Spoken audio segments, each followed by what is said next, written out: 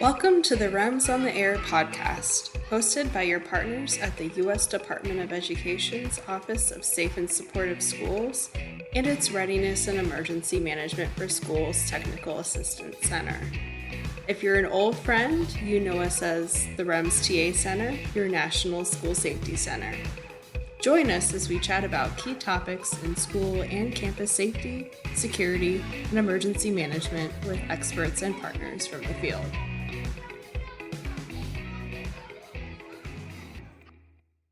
Hello and welcome back. We are excited to host another REMS on the Air podcast. My name is Janelle Hughes, Project Director for the REMS TA Center. Today, I will be having a conversation with Derek Casper and Janelle Ozmun from the Ohio School Safety Center within the state's Department of Public Safety about the creation and management of their state-based tip line, which is called the Safer Ohio School Tip Line. The U.S. Department of Justice produced a publication called Tip Lines for School Safety, a national portrait of tip line use. And it really defines school tip lines as structured systems that allow students, parents, school staff, or community members to report information about potential threats. And it also describes tip lines as a promising approach to school safety. In the context of types of hazards and threats, including biological, technological, natural, as well as adversarial and human cause, U.S. Department of Justice research shows that most school tip lines have historically focused on collecting information on adversarial and human cause threats. Research has shown that in the case of many of those adversarial and human cause threats, such as active shooter situations, warning signs existed or threats were made before violent acts were carried out. And today, during our conversation with Janelle and Derek, we'll speak a little bit more about how tip lines can support education agencies with the prevention, protection, and mitigation efforts around other types of hazards and threats as well, beyond just adversarial and human cause.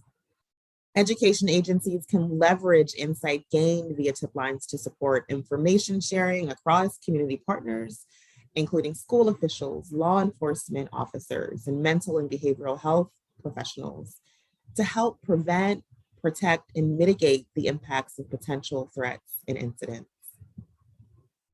We are so excited to have two of our partners here today from the Ohio School Safety Center, Derek Casper and Janelle Ozmun. Derek, would you mind just sharing a little bit about what you do to support the Ohio School Safety Center? Hello, yes. My name's Derek Casper. I am the Safer Ohio School Tip Line Coordinator within the Ohio School Safety Center. I work with all of the entities involved, which includes the analyst who answers the call, the Ohio Department of Education, and everyone within the Ohio School Safety Center to coordinate the outreach and response to tips that are received with local schools to make sure that all of the students and staff are supported as they need to be. Thanks, Derek. We are so excited to have you here for this really important discussion about managing tip lines. Janelle, lovely to have you here as well. Well, thank you. Pleasure to be here. My name is Janelle Ozmun, and I am the Outreach and Information Sharing Manager at the Ohio School Safety Center. And one of the main programs under me is the tip line, the Safer Ohio School Tip Line. And this is one of the main focuses of my position, as well as the entire Ohio School Safety Center. Thank you both for joining us today. Let's get into the conversation. Can you talk a little bit about what prompted the creation of your state-based tip line? Yes, in 2012, 6 students were shot at Chardon High School. While this was not the first incident involving schools in Ohio or across the nation, this incident, along with many other incidents across the nation, did continue to spur the conversation about school safety and the resources that are dedicated to it. In December 2014, over 200 buildings across the state registered with the Safer Ohio School tip line. The Safer Ohio School tip line began as a way for law enforcement officials to be notified of school safety issues. And that now, over the years, in the past 8 years, has evolved into a much more collaborative effort between the analysts who answer the calls, the Ohio School Safety Center, the Ohio Department of Education, and the local schools that are involved in the response to the tips received. Thank you so much for sharing those details. And I know we've had some previous conversations about House Bill 123. Can you talk a little bit about the requirements specific to tip lines that are outlined within that bill? Yes, I can. House Bill 123 has requirements that every public school in Ohio registers with the Safer Ohio School tip line or any anonymous reporting system that meets a specific set of requirements. Those requirements include that there must be a 24/7 operation for the system. The system must also forward the information to law enforcement, public safety agencies, and appropriate school threat assessment teams. The reporting system must also be promoted by the district, whether it's on their webpage, on social media, within the schools. They must follow the guidelines of FERPA, and they must be compliant with any of the information confidentiality requirements that are contained in the Ohio Revised Code. There's also a requirement that at the end of the school year, which the date that's there is July 1st, there must be a specific set of data that's reported about the tips that are received. This includes any type of tips that are made and the type of tip that was made, if there was disciplinary action involved in relation to the tip, if there was a mental wellness referral involved with the tip that was made, any any other comments or requirements that are required by the Ohio Department of Public Safety, and the race and gender of the student or students involved in the disciplinary action or the mental wellness referral. One thing I would like to point out also is while Ohio has a requirement that all public schools have to have a tip line, they do not have to use our tip line. Our tip line for the Safer Ohio School tip line, it is a free resource to every school in Ohio, but some schools prefer not to use it. They have third-party vendors or they've developed their own tip line, and that's perfectly acceptable long as they follow the guidelines that Derek has just outlined. Also, while it's a requirement that public schools use a tip line, we also welcome any private schools to use the tip line as well. It is not limited to strictly public use.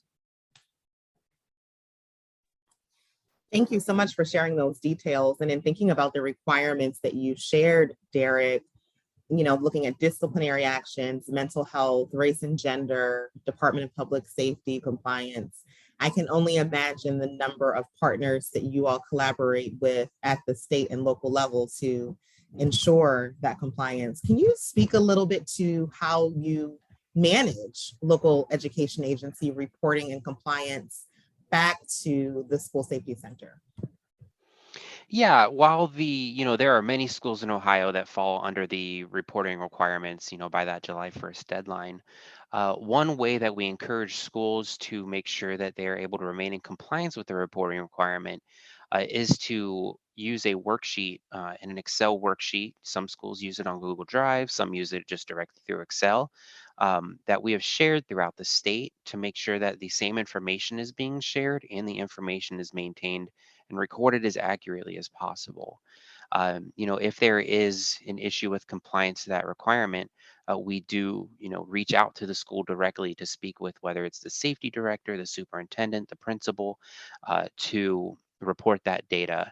Now, their requirement, one thing I did not mention is that it's required to be reported by the district and not the individual buildings necessarily. the buildings be reported through the district. It just must be disaggregated by the school. So most oftentimes we will reach out to the administrative staff at the district level to make sure that that information is reported timely and accurately. But the biggest hurdle is making sure that the schools are aware that they should more often than not be tracking that information through the year to make sure that they aren't trying to come up with that information, during the month of June once school is out, and they can just easily report it at the end of the school year.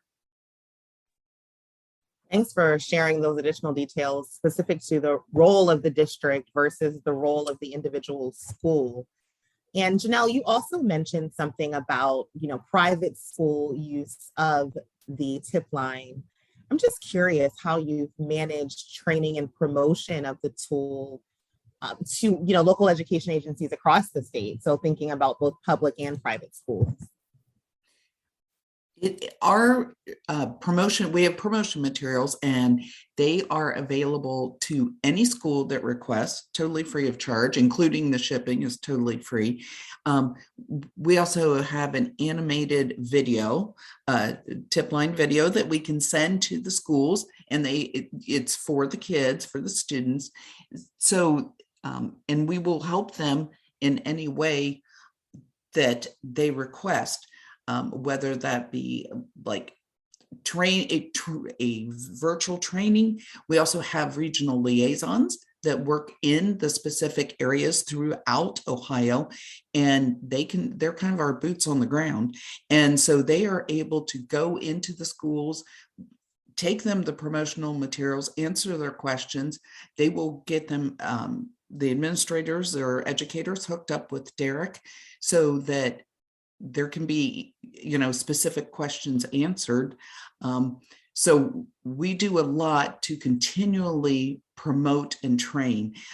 We realize that there's a natural turnover with students, as they graduate or as they move to a new school. There's students that have not heard of the tip line. So we're continually having to do that. And of course, the same is true with teachers and administrators. So our job of promoting and training is never done. And actually, I'll let Derek tell you about a new promotional activity that we're doing, and actually was Derek's idea.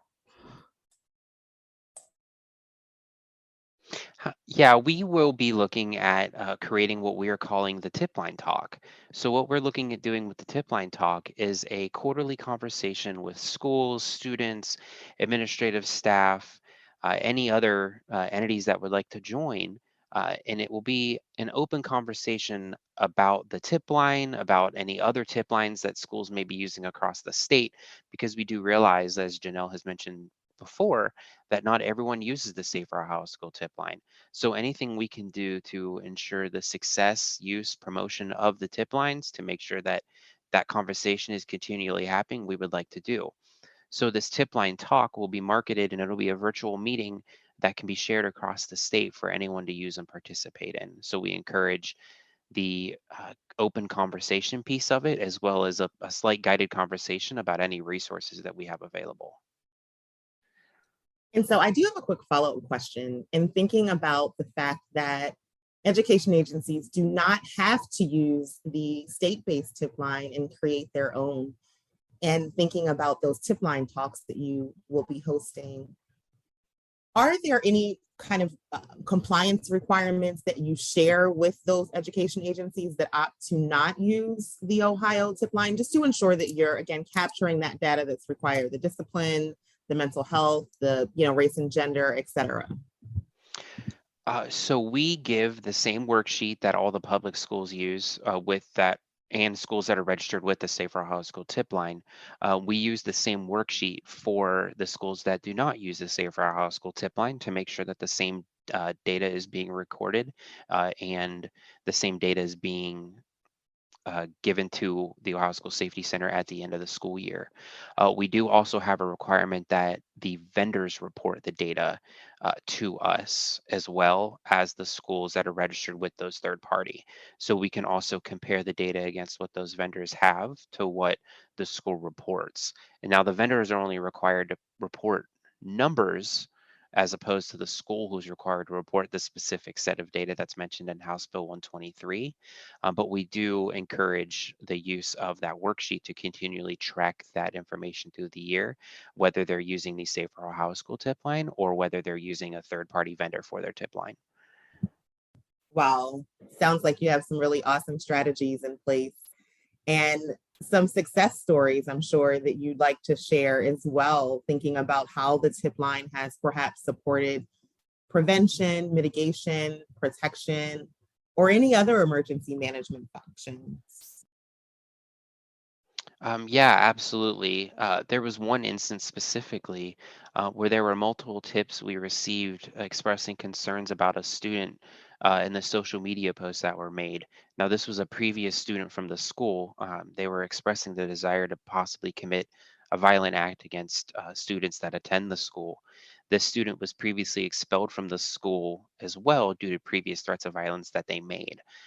We received multiple tips on our tip line about the posts that were made, and we were able to work with local law enforcement who also were made aware of the social media posts, and they were able to apprehend the individual. Now, I'd like to point out that this is one of many instances we see where peers are reporting information about their peers, which is one major component that we see to the success of a school safety tip line is that peer-to-peer reporting and not just adults and other parents that are reporting that information. Another incident that I would like to discuss as a success story is a student was upstairs in her bedroom at her house, and a tip came in from one of their friends stating that their friend was expressing suicidal ideation, and they were upstairs in their room, and they weren't sure how to help their friend to make sure that the worst thing that can happen did not happen. And they were able to work with our tip line, and we involved local law enforcement to perform a wellness check at the individual's house. Now, this student's parents were downstairs, and they were not aware that their child was upstairs expressing these thoughts to their friends, and they were able to get their child the help that they needed, and were able to provide them with continuous counseling and work with the school to provide any other mental wellness resources that were out there and available to them. Wow, thank you. I think that's such a powerful story. And I'm sure that many of our listeners, particularly those who work at the school district and school level, really appreciated you sharing that as they think about strategies that they can use and how they can potentially use their tip line to help manage some of those threats. Janelle, would you like to share any success stories as well? Well, I would just like to point out that, a lot of times people think of a tip line as a way to stop, school shootings. And yes, it can absolutely do that. But it's so much more than that.